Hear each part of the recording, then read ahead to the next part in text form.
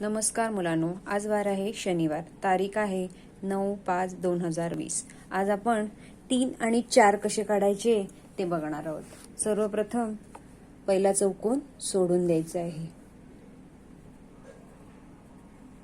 3 3 3 3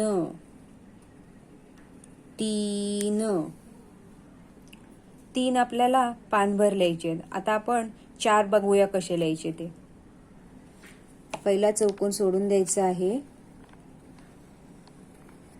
4 4 4 4 प्रत्येक अंक बोलून लिहायचा आहे।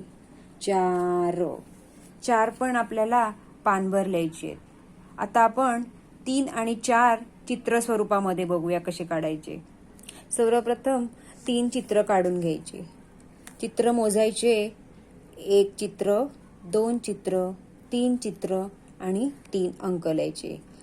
3 अंक सुद्धा पानभर आपल्याला लिहायचे आहेत। आता आपण 4 बघूया कसे काढायचे आहेत ते।